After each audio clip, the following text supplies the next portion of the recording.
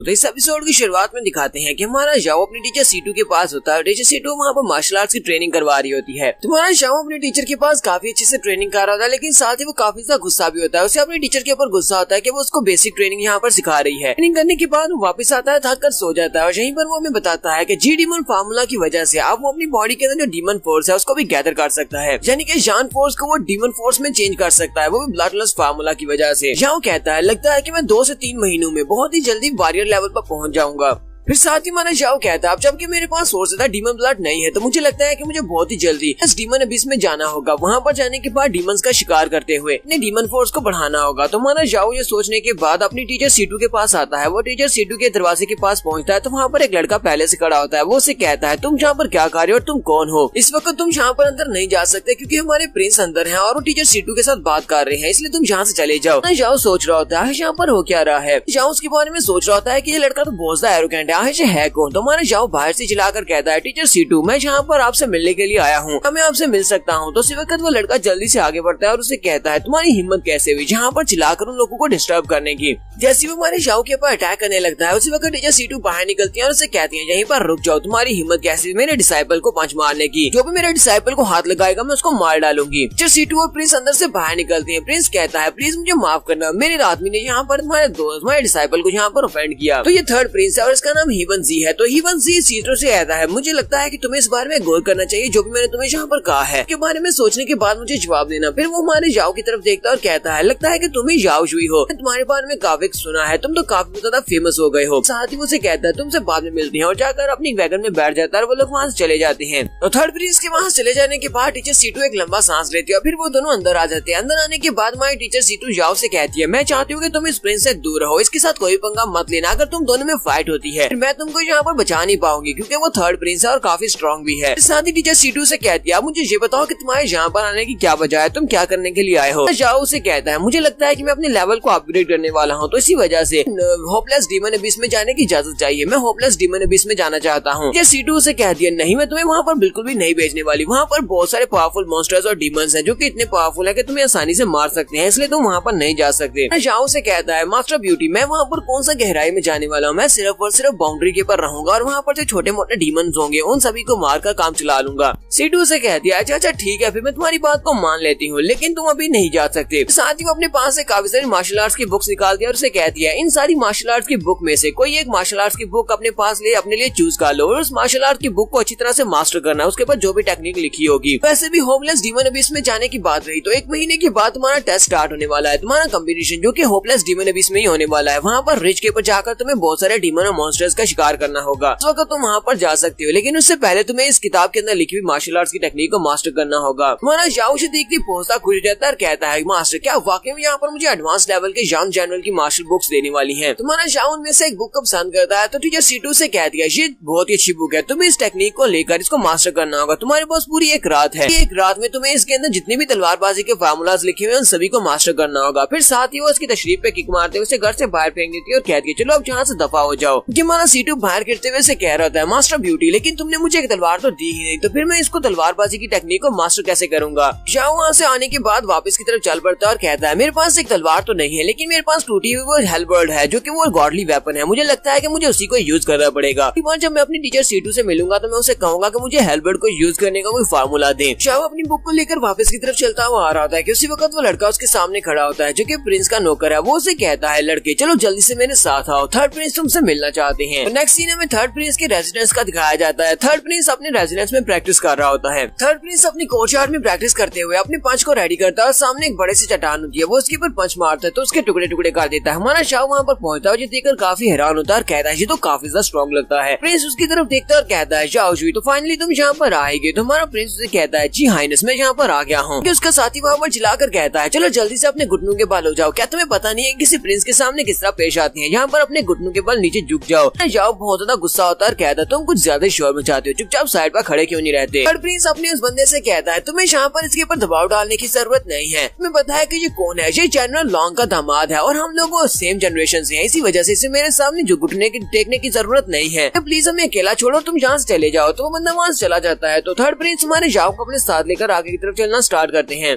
जाओ से कहता है मैं यहाँ पर यही सोच रहा हूँ कि थर्ड प्रिंस को मुझसे क्या चाहिए, आपने मुझे यहाँ पर क्यों इनवाइट किया है। थर्ड प्रिंस उसे कहता है क्या तुम्हें पता है कि जनरल लॉन्ग मेरे एक बहुत ही रेबल एल्डर है, तुम्हारे बारे में काफी लंबा अरसा पहले सुना था, मैं पहली बार तुमसे मिल रहा हूँ, तो वाकई मेरे जूनियर ब्रदर। और साथ ही वो हंसना शुरू कर देता है और उसे कहता है फ्यूचर में तुम्हारे लिए कोई भी डिफिकल्टी क्रिएट होती है तो तुम मुझसे जरूर कहना, मैं तुम्हारे उस मसले को जरूर हल कर दूंगा। हमारा जाओ सोच रहा होता है ये अचानक से इतने ज्यादा अच्छे से क्यों बात कर रहा है, थर्ड प्रिंस को ऐसी क्या पड़ी है कि ये मेरे साथ इतने अच्छे से बात करे, मुझे लगता है कि इसका कोई ना कोई अल्टीरियर मोटिव जरूर है, ग्रैंडपा के खिलाफ कोई ना कोई साजिश कर रहा है या प्लान बना रहा है। हमारा जाओ से कहता है जो हाइनेस आपका बहुत बहुत शुक्रिया, स्कूल में जितने भी सीनियर ब्रदर्स और सीनियर सिस्टर्स हैं वो लोग सभी लोग मेरे साथ बहुत ज्यादा अच्छे से पेश आते हैं, कोई भी मुझे वहाँ पर बुली नहीं करता, इसी वजह से मुझे आपकी मदद की जरूरत नहीं है, इसलिए मुझे लगता है कि आपको मेरी मदद करने की भी जरूरत नहीं है। इसी के साथ ही थर्ड प्रिंस वहाँ पर अपनी पावर्स को रिलीज करते हुए हमारे जाओ को डराने की कोशिश करता है। वो उसे कहता है तुम्हारे कहने का मतलब यह है कि तुम्हें मेरी मदद की जरूरत नहीं है। जब वो अपनी मास्टर स्पिरिट को रिलीज करता है तो वो एक बड़ा सा ड्रैगन होती है, ये देखकर तुम्हारा जाओ भी थोड़ी देर के लिए घबरा जाता है और उसे कहता है मैंने बस ये कहा है कि मैं अकेले बैठकर कल्टीवेट करना चाहता हूँ, मैं किसी को भी डिस्टर्ब नहीं करना चाहता,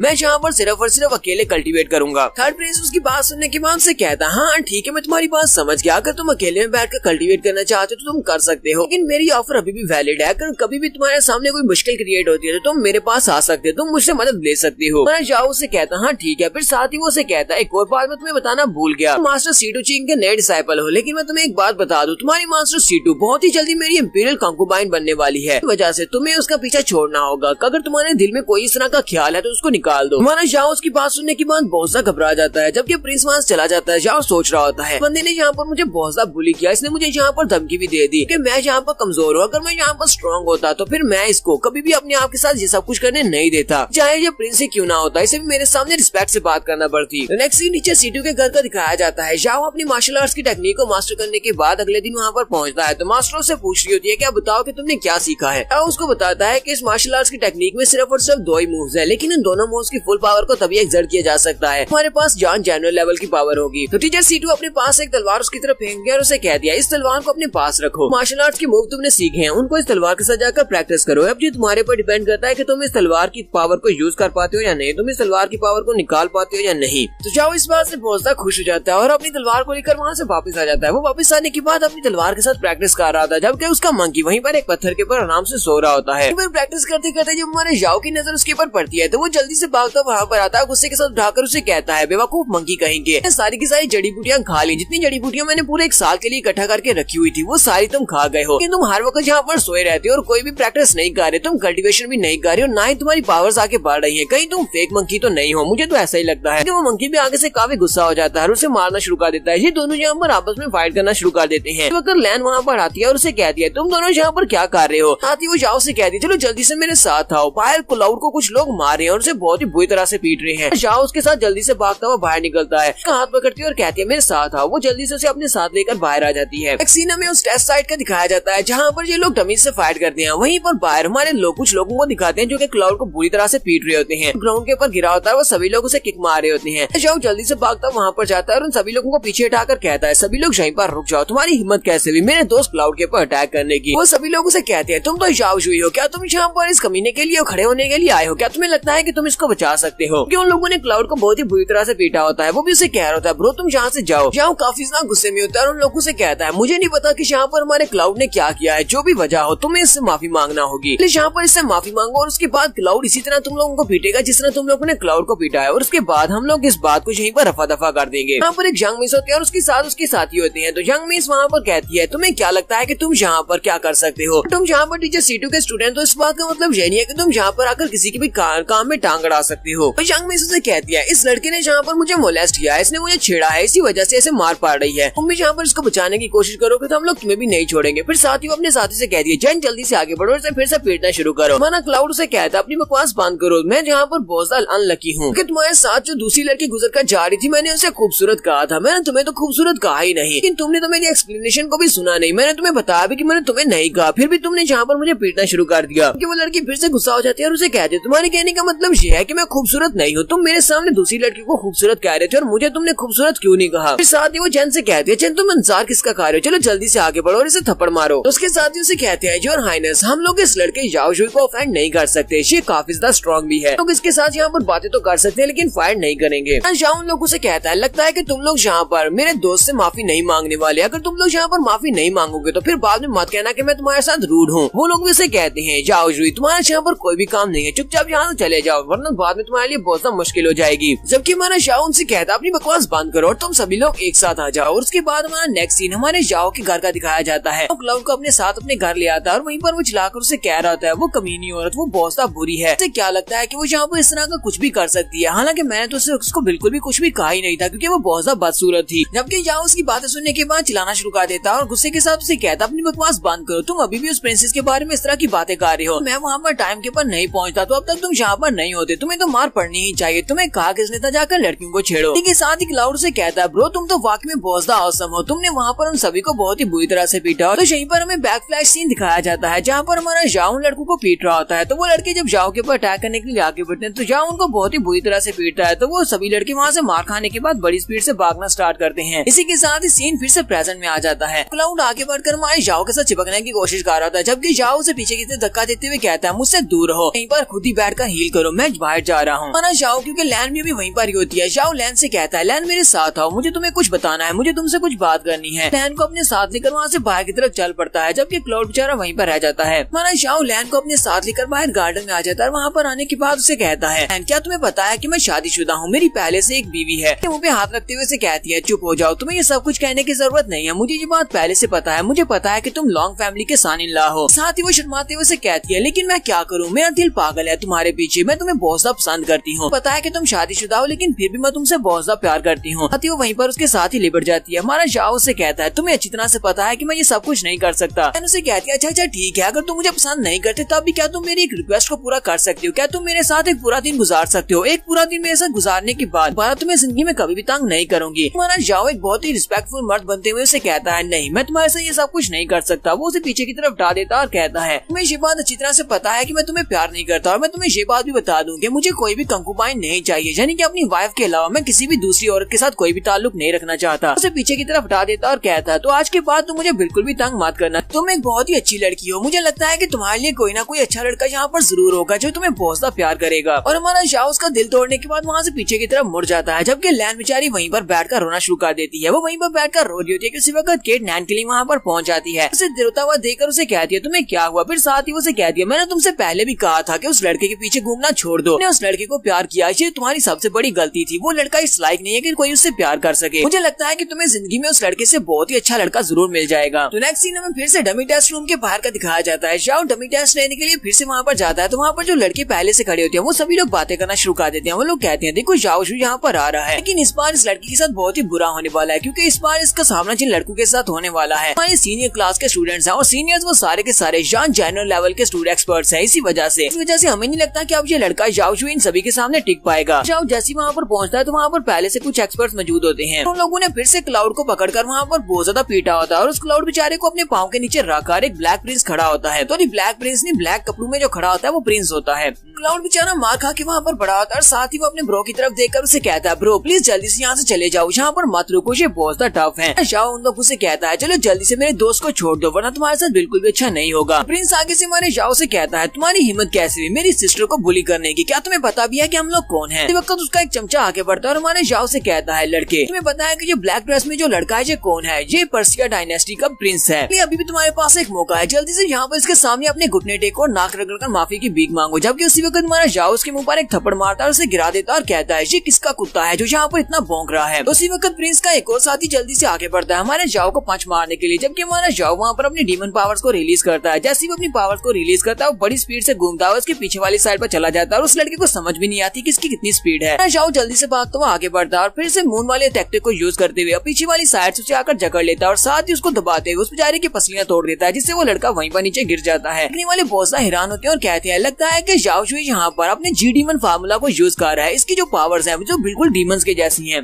ये लड़का वाकई में बहुत ज्यादा अमेजिंग है। इसने यहाँ पर 2 सीनियर्स को सिर्फ और सिर्फ एक ही एक अटैक में यहाँ पर हरा दिया है। प्रिंस भी ये देखने के बाद काफी हैरान होता है। तो प्रिंस के पास अभी भी उसका ट्रम्प कार्ड होता है, उसका नाम ज़ीटाई होता है। वो ज़ीटाई से कहता है, ज़ीटाई तुमने देखा ना ये लड़का कितना स्किलफुल है, चलो जल्दी से आगे बढ़ो, अपनी पूरी कोशिश करना इस लड़के को मारने की, से मार डालो। ज़ीटाई उसे कहता है, जी प्रिंस जो आपका हुक्म, मैं अभी जाकर इसको मार कर आता हूँ। मारने से पहले मैं यहाँ पर आपके सामने इसको घुटने टेकने में मजबूर करूंगा, तो आप क्या आके आपके सामने घुटने टेक कर जो माफी की भीख मांग सके।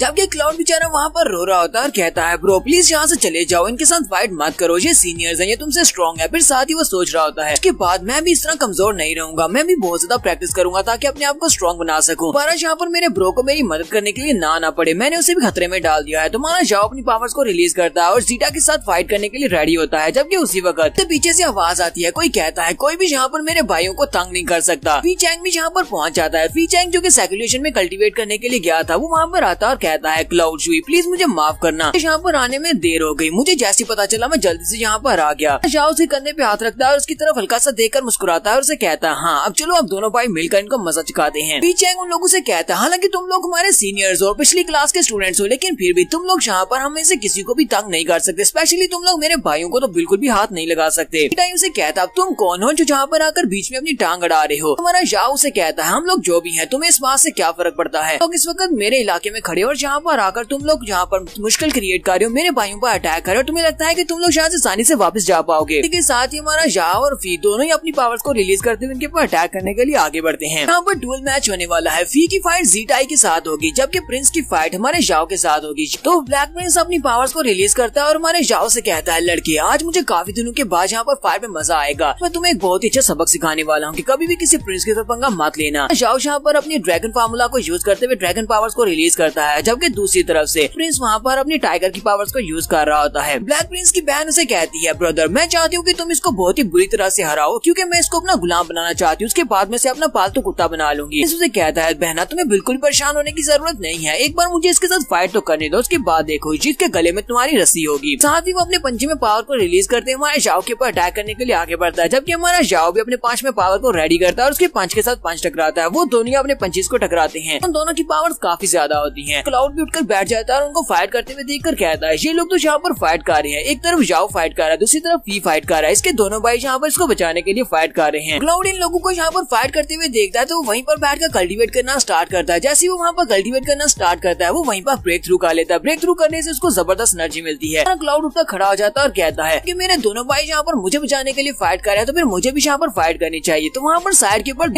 और साथ में उसका एक और चमचा खड़ा होता है। वो लोग साइड पर खड़े होकर ये सब कुछ देख रहे होते हैं। क्लाउड उन दोनों के ऊपर अटैक करने के लिए आगे बढ़ता है। वो सबसे पहले लड़के के ऊपर अटैक करता है। प्रिंसेस चलाकर उसे कहती है, कमीने कहीं के मैं तुम्हें मार डालूंगी। तो क्लाउड उसे कहता है, चलो फिर देखते हैं यहाँ पर कौन किसको मारता है। तो दूसरी तरफ शाह और प्रिंस की फाइट दिखाते हैं। शाह और प्रिंस वहाँ पर एक दूसरे के साथ जबरदस्त फाइट कर रहे होते हैं। प्रिंस चिल्लाकर उसे कहता है, हालांकि तुम बिल्कुल भी कमजोर नहीं हो, तुम इतने ज्यादा स्ट्रॉन्ग भी नहीं हो कि तुम मेरा मुकाबला कर सको। आज तुम्हारी किस्मत में लिखा जा चुका है मेरे हाथों से मरना। और वो अपने स्पेशल मूव जिसका नाम सीरियल बीट ब्लास्टिंग होता है उसको यूज करता है। शाह कहता है, अगर ऐसी बात है तो फिर मुझे भी यहाँ पर अपनी पावर्स को कंसील नहीं करना। अगर मैं कंसील करूंगा तो फिर मैं तुमसे फाइट में हार जाऊंगा। वो भी अपनी डीमन पावर्स को रिलीज करता है। साथ ही वो मिलिट्री की बॉक्सिंग टेक्निक के सेकंड मूव को यूज करते हुए उसके ऊपर अटैक करने के लिए आगे बढ़ता है। तो दोनों जब अपनी एनर्जीज को टकराते हैं वहाँ पर फिर से एक जबरदस्त धमाका होता है। ब्लैक प्रिंस उसे कहता है, लड़के तुमने तो यहाँ पर अपनी फुल पावर को रिलीज कर दिया। तुम्हारा शाह उसे कहता है, क्योंकि तुम यहाँ पर मुझे मारने वाले थे और तुम यहाँ पर मेरी इंसल्ट कर रही हो, तो इसी वजह से मुझे यहाँ पर अपनी फुल पावर को रिलीज करना पड़ा। साथ ही हमारा शाह यहाँ पर अपने जी डीमन फार्मूला को यूज करता है तो उसकी आंखें चमकना शुरू हो जाती हैं। शाह उसे कहता है, यहाँ पर कोई भी ऐसा नहीं है या फिर मैं किसी को भी यहाँ पर अलाउ नहीं करूंगा जो मेरे भाइयों के इंसल्ट कर सके। इसी के साथ ही हमारा शाह उसकी चेस्ट में एक जबरदस्त पंच मारता है। इसी पंच के साथ ब्लैक प्रिंस के मुंह से ब्लड बहना शुरू हो जाता है और पीछे की तरफ गिर जाता है। साथ ही वो सोच रहा होता है, ऐसा कैसे हो सकता है, ये लड़का इतना ज्यादा पावरफुल कैसे हो सकता है, इसकी फोर्स तो मुझसे बहुत ज्यादा है।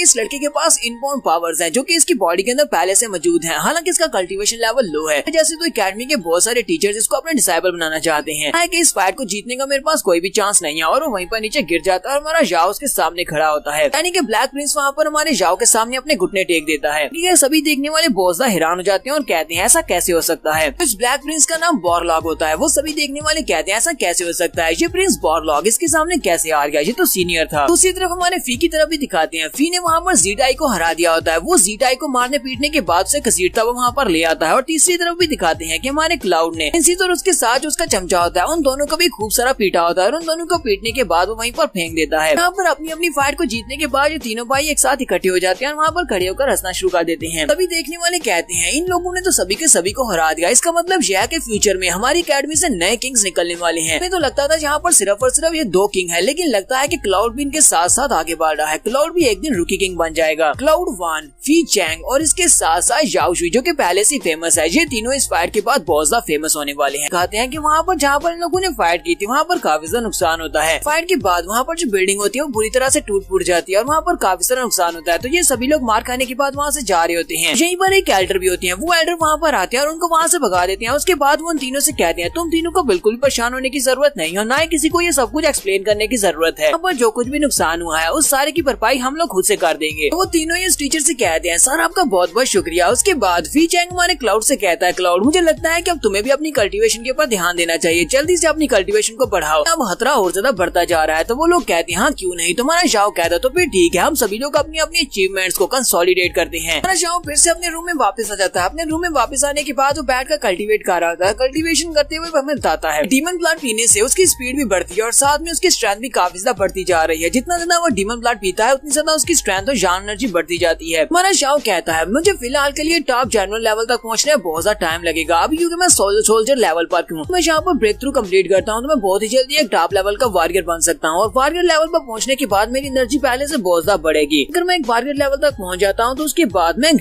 जनरल लेवल के एक्सपर्ट के साथ बड़ी आसानी से फाइट कर सकता हूँ। जाओ उसके बाद आगे बढ़ता है, अपने कपड़े पहन लेता है और जाकर लिटिल मंकी से कहता है लिटिल मंकी तो जल्दी से मेरे साथ आओ, हम लोग बाहर ड्रिंक करने के लिए जाने वाले हैं। तो मंकी भी जल्दी से जाम करते हुए उसके कंधे के ऊपर बैठ जाता है। जाओ उसके साथ लाड खा रहा था, फिर साथ ही उसे कहता है हम दोनों को मिले हुए कितना लंबा अरसा हो चुका है, मैंने तुम्हें पहले कहा था कि मैं तुम्हें लिटिल ब्रदर कहा करूंगा, लेकिन असल में तुम एक मंकी हो, तो फिर मैं तुम्हें क्या कहा करूँ। लिटिल मंकी कहना तो थोड़ा बिल्कुल ठीक नहीं होगा, मुझे तुम्हारे लिए यहाँ पर एक नाम सोचना होगा क्योंकि तुम्हारे 6 कान है, तो क्यों ना मैं आज की बात से तुम्हें 6 ईयर कहा करूँ। तो मंकी भी उसकी बात सुनने के बाद काफी बुरा सा रिएक्शन देता है, जैसे कि उसको अपना नाम बिल्कुल भी पसंद नहीं आया। शाह उसे कहता तो फिर ठीक है, आज के बाद तुम्हारा नाम 6 ईयर होने वाला है। साथ ही उसे कहता है चलो चलते हैं, जाकर हम लोग ड्रिंक करते हैं। फिर साथ ही वो क्लाउड फी से कहता है क्लाउड फी चलो मेरे साथ, हम लोग ड्रिंक करने के लिए जाने वाले हैं। और उसे कहता है नहीं मैं तुम्हारे साथ नहीं चल सकता क्योंकि इस वक्त मेरी हालत बहुत ज्यादा खराब है, मेरे चेहरे के ऊपर बैंडेजेस लगी हुई है, अगर मैं इस हालत में तुम्हारे साथ बाहर जाऊंगा तो लड़कियां मेरे बारे में देखकर क्या सोचेंगी, मेरी इमेज खराब हो जाएगी। और उसे कहता है क्यों ना तुम बाहर जाकर कुछ ड्रिंक्स खरीद कर यहीं पर ले आओ, ड्रिंक और वाइन्स ले आना, हम लोग यहीं पर बैठ कर दिल भर कर पियेंगे, बाहर जाने की जरूरत ही नहीं है। हमारा शाह उसे कहता है अच्छा ठीक है फिर ऐसा ही करते हैं, मैं ड्रिंक्स खरीद कर लाता हूँ। वो वहाँ से बाहर चला जाता है और शाम के वक्त ये लोग टेबल के ऊपर बैठे होते हैं, उन लोगों ने ड्रिंक्स खरीद कर लाए होते हैं। हमारा क्लाउड अपने ग्लास को भरता है, उन दोनों से कहता है मैं बहुत ज्यादा लकी हूँ जो मुझे तुम्हारे जैसे 2 भाई मिले हैं ना, हम लोग यहाँ पर अपनी दोस्ती को और भी ज्यादा पक्का कर ले। आज हम लोग आपस में जाम टकरा कर आपस में एक दूसरे से वादा करते हैं कि हम लोग एक दूसरे के स्वयं ब्रदर्स हैं। आज के बाद हम तीनों एक दूसरे के साथ हर एक चीज को शेयर करेंगे, फिर चाहे वो कुछ भी हो, दुख हो, दर्द हो, खुशी हो या गम हो, जो भी हो। उसे कहता हाँ ये बात तो बहुत ज्यादा अच्छी है, लगता है तुम्हारा आइडिया काफी ज्यादा अच्छा है, तो फिर ठीक है मैं भी यहाँ पर करने को तैयार हूँ, मुझे तुम्हारी पर्सनैलिटी काफी ज्यादा अच्छी लगती है और स्कूल में तुम मेरे दोस्त हो, तो क्यों ना हम लोग यहाँ पर स्वयं ब्रदर बन जाए, मुझे तुम्हारा आइडिया पसंद है। शाह भी उनसे कहता है मुझे भी ये आइडिया अच्छा लगता है और वो तीनों वहाँ पर अपने अपने जाम टकराते हैं और उसके बाद अपने जाम को पी जाते हैं। इन्होंने यहाँ पर कसम खा लिया कि ये तीनों एक दूसरे के भाई बन जाएंगे। ये तीनों यहाँ पर सिर्फ और सिर्फ पूरी रात ड्रिंक ही करने वाले हैं और एक दूसरे के साथ इसी तरह के वादे करने वाले हैं कि एक दूसरे के साथ हमेशा साथ देंगे, गम में खुशी में किस्म के हालात में एक दूसरे का साथ देंगे। इसी वजह से ये बार बार यहाँ पर अपने ग्लास को उठाते हैं और बार बार से भी बात कह रहे हैं। यहाँ पर इन सारी बातों को मैं स्किप कर देता हूँ। पर जाम टकराते हुए हमारे क्लाउड से रहा नहीं जाता और बातों बातों के बीच में वो उनसे कह देता है चलो आज के बाद स्कूल में जितनी भी लड़कियां उन सभी को मिलकर डेट करेंगे। ये बात सुनते ही फी और जाओ दोनों उसकी बात सुनने के बाद वहीं पर बुरा सा रिएक्शन देते हैं और फिर साथ ही वो तीनों वहाँ पर जोर जोर से हंसना शुरू कर देते हैं। इसी हमारा नेक्स्ट सीन यंग मास्टर ची का दिखाया जाता है। यंग मास्टर ची अपने रूम में बैठा होता है, बहुत सा गुस्से में होता है। वो कहता है ऐसा कैसे हो सकता है, ये लड़का इतना ज्यादा स्ट्रॉन्ग कैसे हो गया, इतनी स्पीड के साथ इसकी स्ट्रेंथ बढ़ती जा रही है, ये तो बहुत ही जल्दी किंग लेवल तक पहुंच जाएगा और मेरे हाथ से भी निकल जाएगा, मैं इसको कंट्रोल नहीं कर पाऊंगा। इसके साथ उसकी जो लड़की होती है शायद इसकी नौकरानियां या जो भी है वो उसे कहती है पॉरलॉक जो कि पर्सिया डायनेस्टी का प्रिंस है, उनकी डायनेस्टी में 2 पावरफुल एल्डर्स हैं। क्या लगता है कि इतनी बुरी तरह से मार खाने के बाद एल्डर्स यहाँ पर कुछ भी एक्शन नहीं लेंगे, मुझे तो लगता है कि उनके एल्डर्स यहाँ पर कुछ ना कुछ जरूर करेंगे, वो जाओ को मारने की कोशिश करेंगे। यंग मास्टर ची उसे कहता हाँ ये बात तुमने बिल्कुल ठीक कही, मैं उन दोनों को जानता हूँ, वो दोनों ही काफी ज्यादा पावरफुल हैं और वो दोनों हमारे टॉप 10 की रैंकिंग में आते हैं। जैसे एक तो अपनी क्लास का सबसे ज्यादा पावरफुल लड़का है, लेकिन उन दोनों में से एक इस वक्त सैक्युलेशन में है, वो सैक्युलेशन में बैठकर कल्टीवेट कर रहा है, जबकि दूसरा इस वक्त नो डीमन एबिस में है। अगर वो दोनों यहाँ पर वापस आ जाते हैं, जब वो वापस आएंगे तो उसके बाद हमारे जाओ जुई को उन दोनों से कोई भी नहीं बचा पाएगा। हाँ अगर उसकी टीचर बीच में आ जाती है, टीचर C2 बीच में आकर उसे बचाने की कोशिश करती है, तभी वो बच पाएगा। उसकी नौकरानी आके बढ़ती है और उसके कान में कुछ उसे मशवरा देती है। प्रिंस उसकी की बात सुनने के बाद कहता है चलो फिर ठीक है, बिल्कुल ऐसा ही करते हैं। एक सीन हमारे थर्ड प्रिंस का भी दिखाया जाता है। थर्ड प्रिंस के पास भी एक बंदा रिपोर्ट लेकर आता है और उसे सारी बात बता देता है कि प्रिंस बॉरलॉग और उसकी बहन के साथ क्या हुआ। झाओ शुई और उसके दोस्तों ने उन लोगों को बहुत ही बुरी तरह से पीटा है। इसी बात सुनने के बाद कहता है झाओ शुई लगता है कि ये हद से निकलता जा रहा है, तो इसको तो कंट्रोल करना पड़ेगा। एक सीन में फिर से झाओ शुई के घर का दिखाया जाता है। झाओ शुई और वी चैंग दोनों एकेडमी के लिए घर से बाहर निकलते हैं और क्लाउड को गाड़ी छोड़ देते हैं क्योंकि वो काफी जख्मी और घर पर रहने वाला है। वो उन दोनों को बाय बोल देता है। लोगों के वहाँ से चले जाने के बाद क्लाउड सोच रहा होता है लगता है कि टाइम आ चुका है मुझे उस फेवर को यूज करने का, क्योंकि अगर मैं यहाँ पर अपने आप को सीरियसली कल्टीवेट नहीं करवाता तो मुझे लगता है कि मैं इन दोनों से पीछे रह जाऊंगा और मुझे बार बार इनकी मदद की जरूरत पड़ेगी। इन दोनों के ऊपर बर्डन नहीं बनना चाहता तो मुझे उन एल्डर से जाकर बात करना होगी। फिर साथ ही क्लाउड कहता है तो मुझे जाकर उस एल्डर से बात करना होगी, उसके बाद देखना मैं भी टॉप 10 की रैंकिंग में जरूर आऊंगा और हम तीनों ब्रो टॉप 10 की रैंकिंग में जरूर आएंगे। तो हमारा झाओ अकेडमी आने के बाद सीधा अपनी मास्टर सीटू के पास जाता है। वो मास्टर सीटू के रेजिडेंस में जाता है, दरवाजा खोलता और कहता है मास्टर सीटू कहाँ पर हो, अब मैं तुम्हारे लिए आज क्या कर सकता हूँ। तो मास्टर सीटू उसके पीछे खड़ी होती है, वो उसे धक्का देती है और कहती है तो तुमने बहुत अच्छा काम किया, तुमने तो मेरा नाम रोशन कर दिया। साथ ही उसकी तारीफ करते हुए कहती है तुमने वहाँ पर जो भी काम किया उससे मैं बहुत ज्यादा खुश हूँ, सभी लोगों को पता चल गया है कि मेरा डिसाइपल कितना महान है। मैं तो उम्मीद करती हूँ कि टॉप 10 की रैंकिंग में तुम्हारा फर्स्ट नंबर आए। झाओ सोच रहा होता है ये टाइग्रेस यहाँ पर इतनी अच्छे से मूड में क्यों बात कर रही है, लगता है यहाँ पर कुछ ना कुछ सीक्रेट चल रहा है। झाओ अपनी मास्टर से कहता है मास्टर उन लोगों ने मुझे फोर्स किया था उनके ऊपर अटैक करने के लिए क्योंकि वो मेरे दोस्त को बहुत ही बुरी तरह से पीट रहे थे। फिर साथ ही हमारा झाओ अपनी मास्टर से कहता है मास्टर लेकिन ऐसा यहाँ पर रूल होना चाहिए, ये सारे के सारे सीनियर्स है जो कल हमारे साथ फाइट कर रहे थे वो सीनियर्स है, हम पर आपको रूल बनाना चाहिए कि सीनियर्स जूनियर्स को तंग नहीं कर सकते, ना ही उनको बुली कर सकते, ना उनके ऊपर अटैक कर सकते हैं। सीटू से कहती है जहाँ पर इसी तरह का रूल है कि सीनियर्स जूनियर के ऊपर अटैक नहीं कर सकते, लेकिन यहाँ पर कोई भी एल्डर देखने के बाद भी यहाँ पर एक्शन नहीं लेता। लेकिन सभी एल्डर्स को लगता है कि अगर सीनियर्स जूनियर्स के ऊपर अटैक ना करें, उनको बुली ना करे तो जूनियर स्ट्रॉन्ग नहीं बनेंगे। जब तक वो उनके ऊपर बुली नहीं करेंगे तब तक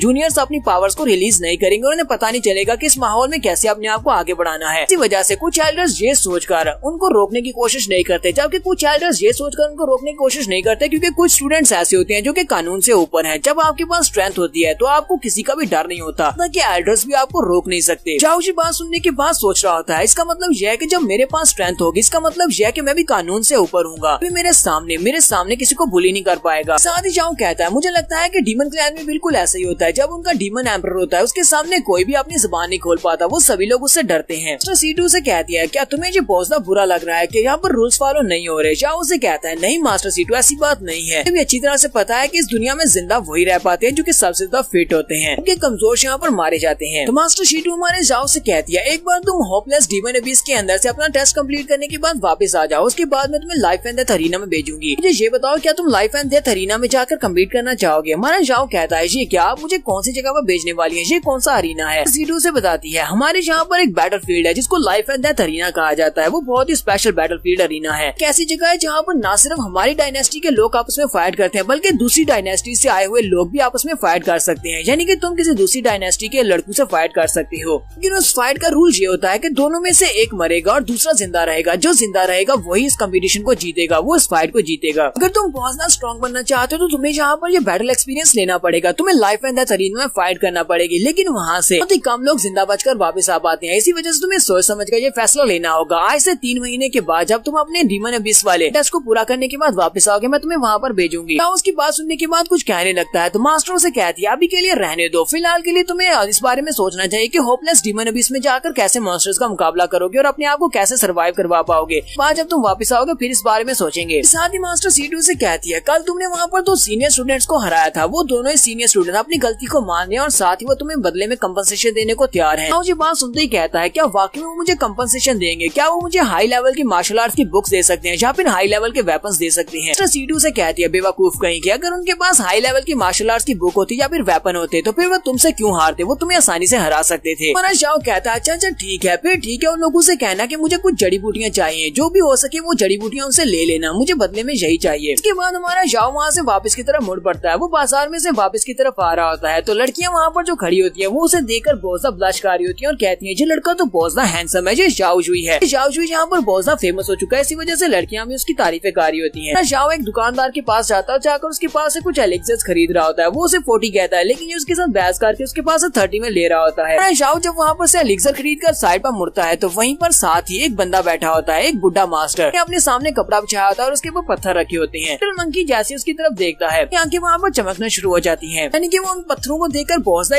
एक्साइटेड हो जाता है और हमारे जाओ को उसके बालों से खींचकर पीछे की तरफ खींच रहा होता है और उसे कहता है जल्दी से यहीं पर रुको। जाओ उसे कहता है तुम्हें क्या हो गया बंदर, तुम्हें पागलों की तरह हरकतें क्यों कर रहे हो। जल्दी से जंप करते हुए नीचे उतरता है और जल्दी से जाकर उन पत्थरों की तरफ इशारा करते हुए उसे कहता है स्क्रीज स्क्रीज, यानी कि मुझे ये चाहिए, इनको खरीद कर दो। जाओ उसे कहता है बंदर कहीं के, ये तो सिर्फ और सिर्फ पत्थर है, तुम्हें ये क्यों चाहिए, चलो यहाँ से चलते हैं। जबकि मंकी उसके पाँव के साथ लिपट जाता है और उसे कहता है स्क्रीज स्क्रीज, मुझे ये चाहिए, मुझे अब चाहिए। गली में मौजूद बाकी के सारे स्टूडेंट हंसना शुरू कर देते हैं और कहते हैं लगता है कि इसका बंदर पागल हो गया है, ये गली में बैठे हुए एक बंदे से पत्थर खरीदना चाहता है। हमारा जाओ कहता है अच्छा ठीक है, लगता है कि तुम ऐसे नहीं मानोगे। वो उस बुढ़े मास्टर से कहता है सर ये पत्थर कितने के हैं। बुढ़ा मास्टर भी यहाँ पर बिल्कुल भी रियायत नहीं करता। वो उसे कहता है अगर तुम्हें ये पत्थर खरीदने हैं तो तुम्हें मुझे सिर्फ 10,000 गोल्ड कॉइंस देने होंगे और ये पत्थर तुम ले जा सकते हो। ये बात सुनते ही हमारा जाओ चीख मारता और कहता है कहीं तुम पागल तो नहीं होगे, मैं पत्थरों के बदले में तुम्हें 10,000 गोल्ड कॉइंस क्यों दूंगा। हमारा जाओ अपने मंकी को खींचना स्टार्ट करता है। वो उसे कहता है चलो यहाँ से चलती है, मैं जो तुम्हें नहीं खरीद कर देने वाला, ये आदमी हमें बेवकूफ बना रहा है। जबकि मंकी वहाँ पर एक पत्थर के साथ लिपट जाता है और उसे छोड़ ही नहीं रहा होता। जबकि हमारा जाओ उसके टांगे पकड़कर खींच रहा होता है। जाओ उसे कहता है बंदर अब बस भी करो, तुम यहाँ पर इस पत्थर को नहीं छोड़ते मैं तुम्हें यहीं पर छोड़कर चला जाऊंगा, फिर तुम यहीं पर बैठे रहना,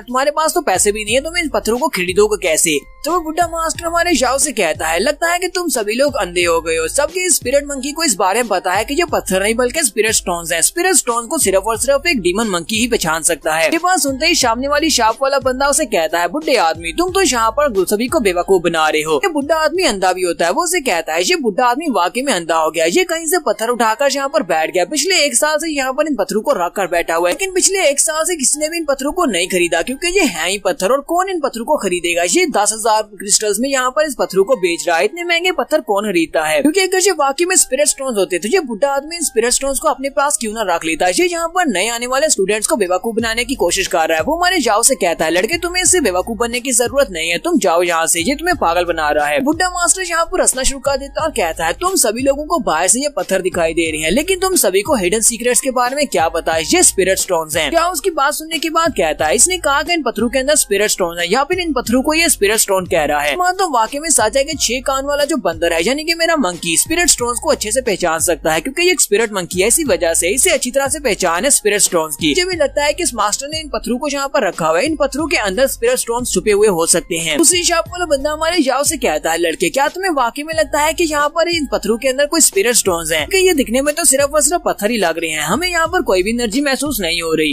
जाओ से कहता है मुझे इस बारे में नहीं पता कि ये बंदा सच कह रहा है या झूठ कह रहा है, इन पत्थरों के अंदर स्पिरिट स्टोन्स हैं या नहीं, लेकिन मेरे बंदर को अगर ये चाहिए तो फिर इसे मैं लेकर दूंगा। तो बुढ़ा मास्टर हमारे जाओ से कहता है ये तो तुम्हारे ऊपर डिपेंड करता है कि तुम इनको खरीदना चाहते हो या नहीं। तो मैंने तो यहाँ पर तुम्हें बता दिया है कि ये इतने के हैं और ये स्पिरिट स्टोन्स है, अब तुम खरीदना चाहते हो तो खरीद लो, नहीं तो रहने दो। जाओ उस मास्टर की बात सुनने के बाद फिर से वहाँ पर सोच रहा था क्या वाकई में इन पत्थरों के अंदर स्पिरिट स्टोन्स हैं। बंदा फिर से हंसना शुरू कर देता और कहता है ये बंदा हर किसी को यहीं पर इसी तरह बेवकूफ बनाने की कोशिश करता है लेकिन कोई भी इसके अल्फाज में नहीं बसता। यहाँ पर इससे पत्थर नहीं खरीदता, तो मुझे नहीं लगता कि तुम यहाँ पर इतने बेवकूफ हो कि इससे पत्थर खरीद लोगे। जाओ जब अपनी मंकी की तरफ देखता है तो उसके मंकी ने एक पत्थर उठाकर बैठा होता है और साथ ही वो बोझला ब्लश भी कर रहा था और बोझला खुश होता है, वो बतीसी दिखा रहा होता है। तो हमारा जाओ कहता है क्योंकि इसे पत्थर पसंद है तो फिर इसको खरीद देते हैं। तो जाओ उस बंदे से कहता है बुढ़े मास्टर तुमने कहा कि तुम इन पत्थरों को 10,000 में बेचोगे, मेरे पास टोटल 5 पत्थर हैं, तो इसमें से अगर मैं एक पत्थर खरीदना चाहता हूँ तो इसके मतलब हुआ कि ये 2,000 गोल्ड कॉइन्स में खरीदूंगा। ठीक है मैं तुम्हें 2,000 गोल्ड कॉइन्स देता हूँ, मुझे एक पत्थर दे दो। बुढ़ा मास्टर से कहता है मैं अंधा हूँ लेकिन बेवकूफ बिल्कुल भी नहीं हूँ, अगर तुम यहाँ पर एक पत्थर खरीदते हो तभी तुम्हें 10,000 कॉइन्स देना पड़ेंगे, अगर तुम यहाँ पर पूरे 5 पत्थर खरीदते हो तभी तुम्हें 10,000 ही देना पड़ेंगे। ये बिल्कुल सिंपल सा बिजनेस है, अगर तुम्हें चाहिए तो दे दो और ले लो। हमारा जाओ चिल्लाकर उसे कहता है बुढ़े आदमी ये तुम किस तरह का बिजनेस कर रहे हो, ऐसा कैसे हो सकता है, एक पत्थर भी 10,000 का और 5 भी 10,000 के। बुढ़ा मास्टर से कहता है मैं तो इसी तरह बिजनेस करता हूँ, अब तुम्हें अगर खरीदनी है तो बताओ, तुम इनको खरीद सकते हो, 10,000 दो और सारे के सारे ले जाओ या 10,000 दो और एक लेकर चले जाओ। बुढ़ा मास्टर जाओ से कहता है अब क्योंकि मैं पिछले 1 साल से यहाँ पर पत्थरों को रख कर बैठा हूँ लेकिन कोई भी इनको खरीदने के लिए नहीं आया, तुम पहले कस्टमर हो तो फिर ठीक है मैं तुम्हारे लिए यहाँ पर 10% डिस्काउंट देता हूँ, तुम्हें 9,000 गोल्ड कॉइन्स देने होंगे,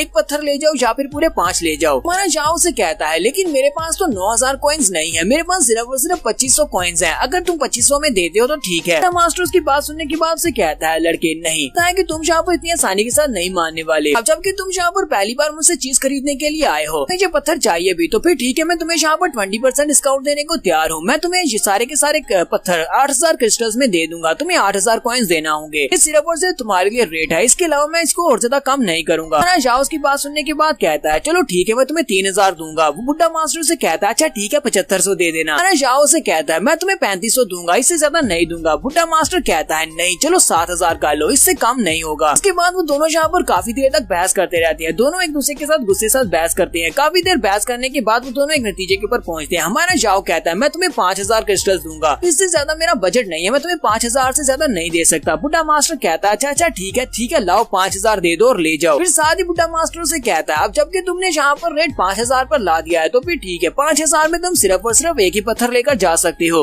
उसकी बात सुनने के बाद बहुत ज्यादा गुस्सा होता है और कहता है ये बुड्ढा तो बहुत ज्यादा अड़ियल है, इस वक्त तो मेरा पूरा दिल चाह रहा है कि मैं इस बुड्ढे को मार डालूं। जाओ से कहता है लेकिन हम लोग पिछली कितनी देर से यहाँ पर इसी बारे में तो बहस कर रहे थे, मैं 10,000 से रेट को 5000 पे लेके आया हूँ ताकि 5000 में सारे पत्थर लेकर जा सकूं, लेकिन अब तुम कह रहे हो कि तुम 5000 में सिर्फ एक ही पत्थर दोगे। बुड्ढा मास्टर से कहता है जरा खुद ही सोच कर देखो, पहले मैं तुम्हें 10,000 में सिर्फ और सिर्फ एक पत्थर दे रहा था या 5 दे रहा था, तुमने प्राइस को 5000 पे ले आए हो तो 5000 में तुम्हें सिर्फ एक ही मिलेगा। अगर तुम 10,000 देते हो तो फिर से वही ऑफर है 10,000 दो और 5 के 5 पत्थर ले जाओ। हमारा जाओ कहता है अच्छा ठीक है मेरे पास और बहस करने का टाइम नहीं है। वो उसे 5000 कॉइंस देता है और साथ ही वहाँ से एक पत्थर उठा लेता है, जबकि बुड्ढा मास्टर बहुत ज्यादा खुश होता है और कहता है अगली बार मुझसे शॉपिंग करने के लिए जरूर आना। तुम्हारा जाओ उस पत्थर को खरीद लेता है, उस पत्थर को उठाता है और अपने घर वापस आ जाता है। फी और क्लाउड्स को देखकर बहुत ज्यादा हैरान होते हैं। क्लाउड से कहता है ब्रो ये क्या, तुम इतना भारी पत्थर वापस घर के उठा कर ले आए हो, तुम्हें इस पत्थर की क्या जरूरत है। फी उसे कहता है हाँ ब्रो मुझे ये बताओ क्या तुम यहाँ पर किसी मैजिक स्किल को मास्टर करने वाले हो या फिर कोई ऐसा स्किल है जिसमें भारी वजन उठाया जाएगा। जाओ उनसे कहता है क्या तुम लोग यहाँ पर मेरा को मजाक उड़ा रहे हो, मैं कोई भी मैजिक स्किल मास्टर नहीं करने वाला, ये तो एक बड़ा सा पत्थर है। लिटिल मंकी को लगता है कि ये एक स्पिरिट स्टोन है, इसने मुझे कहा कि इसको खरीद लो और ये पूरे का पूरा 5000 का खरीद कर ला रहा हूँ। क्लाउड उसकी बात सुनने के बाद कहता है कहीं तुम पागल तो नहीं हो गए, ये तो शक्ल से एक पत्थर दिखाई दे रहा है, फिर तुम इसे स्पिरिट स्टोन समझकर 5000 का खरीद कर ले आए हो। जाओ उनसे कहता है चलो छोड़ो इस पत्थर को, ये तो मंकी ने अपने लिए खरीदा है तो ये मंकी के लिए रहने दो, मैं तुम्हारे लिए घास के तिनके लेकर आया हूँ, हम लोग उसको यूज करते हुए अपनी कल्टीवेशन को बढ़ा सकते हैं, हम तीनों एक एक यूज करेंगे। इस स्पेशल ग्रास को यूज करते हुए हम लोग अपनी बॉडी की टफनेस को बहुत ज्यादा बढ़ा सकते हैं और साथ में हमारी एबिलिटीज भी काफी ज्यादा इंप्रूव होगी, इससे हमारी फाइटिंग एबिलिटी बढ़ेगी। दोनों में उसके पास से अपनी अपनी घास के तिनके ले लेते हैं। इसी के साथ ही हमारा क्लाउड हमारे जाओ को बताता है ब्रो मैं जो तुम्हें एक न्यूज देना चाहता हूँ, हमें बताया कि हमारे जो डिप्टी डीन है जिनका नाम वीलू है वो मेरे मास्टर बन चुकी है, मैं उनका डिसाइपल बन गया हूँ। फी चिल्लाकर उसे कहता है ऐसा कैसे हो गया और ये कब हुआ, डीन तो एक बहुत ही पावरफुल इंसान है, वो तुम्हारे मास्टर कब से बन गए, ऐसा कैसे हुआ, अचानक से उन्होंने तुम्हें अपना डिसाइपल कैसे बना लिया। जाओ उसे कहता है तो मुझे भी लगता है कि तुमने यहाँ पर किसी न किसी स्पेशल तरीके को यूज किया होगा या फिर उसे रिश्वत दी होगी तभी उसने तुम्हें अपना डिसाइपल बनाया है। और उनसे कहता है हाँ अगर सच्ची बात बताऊं तो मेरी फैमिली का फ्रेंड है, मैंने यहाँ पर ये फैसला इसीलिए किया क्योंकि तुम दोनों ही किसी न किसी पावरफुल मास्टर के डिसाइपल बन चुके हो और तुम्हारी स्ट्रेंथ भी मुझसे ज्यादा बढ़ गई है, तो मैंने यहाँ पर फैसला किया क्यों ना अपनी फैमिली के रिसोर्सेज को यूज करते हुए टीम को कहूँ कि वो मुझे अपना डिसाइपल बना ले ताकि मेरी स्ट्रेंथ भी बढ़े और हम तीनों एक साथ कल्टीवेट करके किंग बन सके,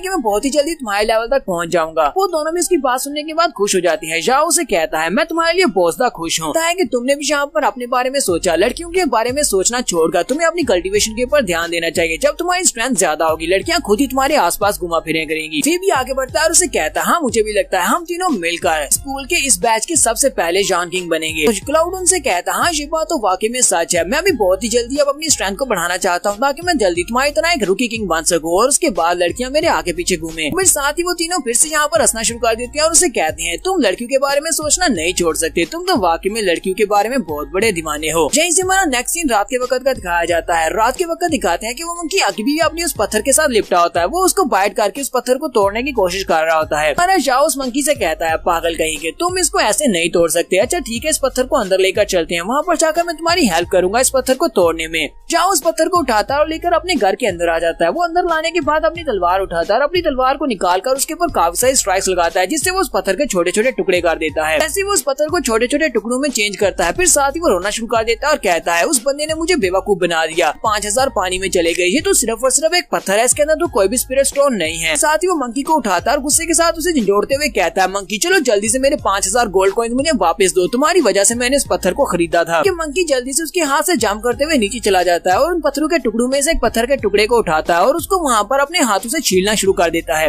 जाओ हैरान हो जाता है और कहता है ये मंकी कर क्या रहा है। वो उसे कहता है तुम्हें यहाँ पर क्या मिला है, क्या इस पत्थर के अंदर कोई जान स्टोन है। जैसे ही वो अपने हाथ को आगे बढ़ाता है मंकी उसके हाथ के ऊपर बाइट करने की कोशिश करता है, जल्दी से अपने हाथ को पीछे खींचता है और कहता है तुम तो इस पत्थर को लेकर कुछ ज्यादा ही पागल हो, तुम यहाँ पर अपने मालिक को मारने पर तुले हो, तुम इसका हाथ खा जाते। और ऊपर से ये पत्थर तो मैं खरीद कर लाया हूँ, इसके लिए 5000 मैंने वहाँ पर भरे हैं और तुम मुझे देखने भी नहीं दे रहे कि वाकई में वहाँ पर कोई जान स्टोन है या नहीं। अगर इसके अंदर से कोई स्पिरिट स्टोन मिलता भी है तो वो वैसे भी मैं तुम्हें देने वाला हूँ, क्योंकि ये मैं तुम्हारे लिए खरीद कर लाया था। तो तुम्हारे जाओ के चेहरे पर रोशनी पड़ती है क्योंकि उस पत्थर के टुकड़े के अंदर से जान स्टोन निकलता है जो कि बहुत ज्यादा चमक रहा होता है। हमारा जाओ कहता है उस बुढ़े मास्टर ने बिल्कुल सच कहा था, इस पत्थर के अंदर से तो जान स्टोन निकल आया, इसके अंदर से बहुत सारी स्पिरिट लाइट भी निकल रही है। जाओ बहुत ज्यादा खुश हो जाता है और कहता है ये तो वाकई में एक बहुत बड़ा जान स्टोन है, तुम्हारे हाथ में एक स्पिरिट स्टोन लग गया है। अब मैं इन स्पिरिट स्टोन को छोटे टुकड़ों में तकसीम करूंगा, जिससे 20-30 टुकड़े बनाकर इसको मार्केट में जाकर बेचूंगा, जिससे मैं बहुत ज्यादा अमीर हो जाऊंगा। हमारा जाओ यहीं पर यही सब कुछ सोच रहा होता है। उसी वक्त उसे सामने से क्रैक की आवाज आती है, वो सामने देखता है तो उसका मंकी उस पत्थर को खाना स्टार्ट कर देता है। वो उसके ऊपर एक बाइट लगाता है। हमारा जाओ चिल्लाकर कहता है बेवकूफ मंकी कहेंगे, ये तुमने क्या किया, तुमने तो इसको खाना शुरू कर दिया है। मंकी उस स्पिरिट स्टोन को खाना स्टार्ट करता है, उसकी बॉडी से जबरदस्त एनर्जी निकलना शुरू हो जाती है और जाओ भी ये देखकर बहुत हैरान हो जाता है। मंकी जब स्पिरिट स्टोन को खाता है तो उसके बॉडी के अंदर से जबरदस्त एनर्जी निकलती है और साथ ही मंकी वहाँ पर ट्रांसफॉर्म हो रहा होता है। उसी वक्त उसके घर के बाहर का भी सीन दिखाते हैं। उसके घर के बाहर एक असैसिन होता है जो कि छुप कर देख रहा होता है कि उसके ऊपर अटैक करके इसको मार सके। वो हमारे जाओ को मारने के लिए आया है।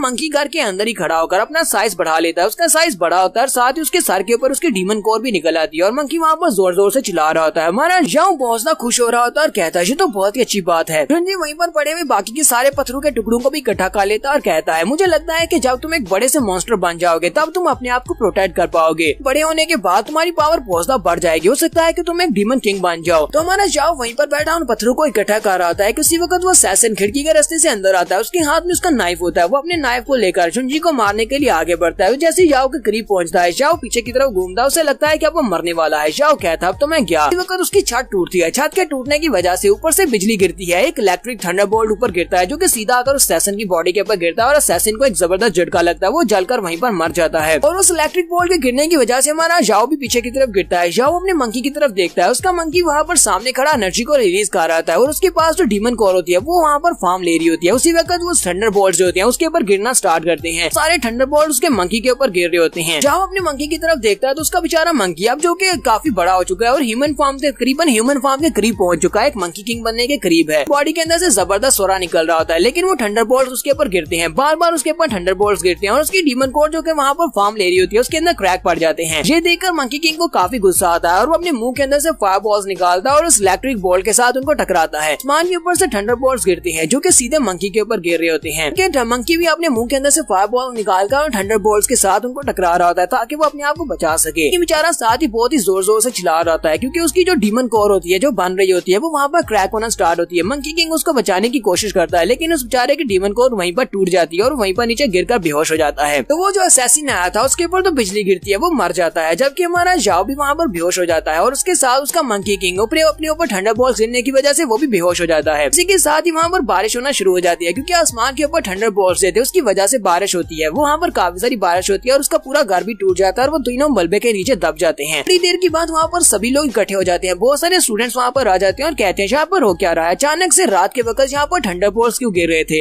अरे कहते हैं ये थंडरबोल्ट्स तो याओजुई के घर की तरफ गिर रहे थे, चलो वहाँ पर चल के देखते हैं। वो लोग वहाँ पहुँचते हैं तो उन्हें पता चलता है कि उसका पूरा घर ही टूट चुका है। वो लोग कहते हैं हमने वहाँ पर देखा, वहाँ पर उसके कोर्टयार्ड के ऊपर पूरे 6 थंडरबोल्ट्स गिरे थे। वो लोग कहते हैं क्लाउड और फी और इसके साथ जाओ वो तीनों उसी घर में रहते हैं, कहीं ऐसा तो नहीं है कि उन तीनों ने कोई बहुत ही बुरा काम किया है जिसकी वजह से गार्ड्स भी उनके बहुत ज्यादा नाराज हैं। इसी वजह से गार्ड ने उनके ऊपर थंडरबोल्ट्स गिराए ताकि उनको मार सके। क्लाउड और फी चैंग वो दोनों उस वक्त उस घर में नहीं थे, वो दोनों बाहर होते हैं। वो लोग वहाँ पर पहुँचते हैं तो वो सभी लोग कहते हैं ये दोनों तो यहाँ पर हैं। यंग मास्टर ची की तरफ भी दिखाते हैं। यंग मास्टर ची एक छत के ऊपर खड़ा होता है और कहता है ये कमीना लगता है यहाँ पर फिर से बच गया। तो हमारे थर्ड प्रिंस के पास भी ये न्यूज आती है। थर्ड प्रिंस को भी बताया जाता है कि वहाँ पर थंडरबोल्ट्स गिरे हैं। वो कहता है ऐसा कैसे हो सकता है, अचानक से यहाँ पर थंडरबोल्ट्स कैसे गिर सकते हैं। कहता है कि यहाँ पर किसी बहुत ही बड़े मॉन्स्टर ने ये सब कुछ किया है। ऐसा तो हमेशा डीमन किंग की वजह से होता है। कोई डीमन किंग जब यहाँ पर अपनी पावर्स को रिलीज करता है तो वहाँ पर 9 थंडरबोल्ट्स गिरते हैं, लेकिन यहाँ पर सिर्फ और सिर्फ 6 थंडरबोल्ट्स गिरे हैं। कहीं ऐसा तो नहीं है कि ये किसी एलियन रेस की वजह से हुआ है। वहाँ पर कोई एलियन बीस्ट होगा जो कि डीमन एम्पर बनने की कोशिश कर रहा होगा। साथ ही उसकी छत के ऊपर जो बंदा उसको न्यूज देने के लिए आया था वो वहाँ से गायब हो जाता है और थर्ड प्रिंस वहाँ पर सोच रहा होता है, लगता है कि इसका कुछ ना कुछ तो करना पड़ेगा। सीन अगले दिन सुबह सुबह का दिखाया जाता है। रात के वक्त वो लोग उस घर को सर्च नहीं कर पाते और सुबह के वक्त वो लोग वहाँ पर पहुँचते हैं। सबसे पहले कैल्डर उस घर के बाहर पहुँचते हैं और कहते हैं यहाँ पर इस घर के ऊपर 6 थंडरबोल्ट्स गिरे थे। ये बात तो बहुत ज्यादा हैरान करने वाली है। मिस सीटू भी वहाँ पर आती है, वो बहुत ज्यादा घबराई हुई होती है। वो भागती हुई आगे मलबे की तरफ जाती है और कहती है ऐसा कैसे हो सकता है, क्या याओजुई यहीं पर है, क्या वो इस मलबे के नीचे दबकर मर गया। ये एल्डर जो यहाँ पर पहले आए थे वो वाइस डीन होते हैं, यानी वाइस वाइस प्रिंसिपल होते हैं और उसके बाद प्रिंसिपल भी वहाँ पर आ जाते हैं जो कि मास्टर C2 के ग्रैंडपा भी हैं। वो वहाँ पर आते हैं और उसे कहते हैं एल्डर लू तुम्हें इस बारे में क्या लगता है जहाँ पर क्या हुआ होगा। मास्टर लू कहते हैं मुझे लगता है कि ये थंडरस्टॉर्म जहाँ पर किसी की मदद करने के लिए आए होंगे, लेकिन मुझे ये नहीं पता कि ये किसकी मदद करने के लिए आए थे, क्या किसी इंसान की या फिर किसी डीमन की। C2 भागती भी आगे जाती है और जाकर उस मलबे को हटा रही होती है ताकि उस मलबे के नीचे से जाओ को निकाल सके। मास्टर लू कहते हैं शुक्र है कि मैंने उस लड़के को अपना डिसाइपल नहीं चूज किया था, अगर मैं उस लड़के को अपना डिसाइपल चूज कर लेता तो वो इतनी जल्दी मरने वाला था, मैं भी शायद उसके साथ यहाँ पर होता तो मैं भी मारा जाता। प्रिंसिपल कहते हैं वो लड़का वाकई में रूकी किंग था और फ्यूचर में एक जॉन किंग बन सकता था, लेकिन अफसोस वो जल्दी मारा गया। क्लाउड और फी भी वहाँ पर पहुँच जाते हैं और फी जब वहाँ पर पहुँचते हैं तो वो दोनों भी आकर मलबे को हटाना शुरू करते हैं। वो लोग वहाँ पर से मलबा हटा रहे होते हैं और कहते हैं ऐसा कैसे हो सकता है, हमारा ब्रदर यहाँ पर मर नहीं सकता, अलग से हमारे घर के ऊपर थंडरबोल्ट्स गिरने की वजह से हमारा जाओशू नीचे दब गया है पर वो मर नहीं सकता। वो लोग वहाँ पर से मलबा हटा रहे होते हैं। क्या फ्यू से कह रहा होता है तुम्हें यहाँ पर सब कुछ कहने की जरूरत नहीं है, हमारा ब्रो बिल्कुल ठीक होगा, चलो जल्दी से मलबा हटाओ। तो वो दोनों वहाँ पर से मलबा हटा रहे होते हैं जबकि वो एल्डर्स कह रहे होते हैं तो वो ये करने की जरूरत नहीं है, अगर वो यहाँ पर मलबे के नीचे है तो अब तक तो मर चुका होगा, हटाने की जरूरत नहीं है। इसी वक्त फी चिल्लाकर उनसे कहता है यहाँ पर आओ मुझे एक डेड बॉडी मिली है। तो क्लाउड से कहता है क्या तुम्हें वहाँ पर बॉडी मिली है। वो लोग गलती से भागते हुए वहाँ पर जाते हैं। मिस C2 वहीं पर बैठकर रोना शुरू कर देती है। वो सभी लोग जब वहाँ पर जाते हैं तो वहाँ पर उस असैसिन की बॉडी उन्हें मिलती है जो कि थंडरबोल्ट्स गिरने की वजह से बहुत ज्यादा जल चुकी होती है, जहाँ तक कि उसकी पहचान भी नहीं की जा सकती। वो लोग उसे देखकर ही रोना शुरू कर देते हैं। क्लाउड और फी बहुत ज्यादा रो रहे होते हैं और कहते हैं लगता है कि हमारे ब्रो के ऊपर लाइटनिंग गिरी होगी, लाइटनिंग के गिरने की वजह से वो जल गया, इसकी तो पहचान भी नहीं हो पा रही। वो दोनों वहाँ पर जोर जोर से रोना शुरू कर देते हैं। C2 भी वहीं पर बैठकर रो रही होती है। सभी लोग उस बॉडी को घेर कर वहाँ पर खड़े होते हैं और उस बॉडी की तरफ ही देख रहे होते हैं कि उसी वक्त हमारा जाओ पीछे से मलबे से बाहर निकलता है और पीछे से निकलकर वो हमारे क्लाउड के कंधे के ऊपर हाथ रखता है। जैसे वो क्लाउड के कंधे पे हाथ रखता है क्लाउड पीछे की तरफ देखता है और एक जोरदार चीख मारता है और कहता है जाओ शुई का भूत आ गया।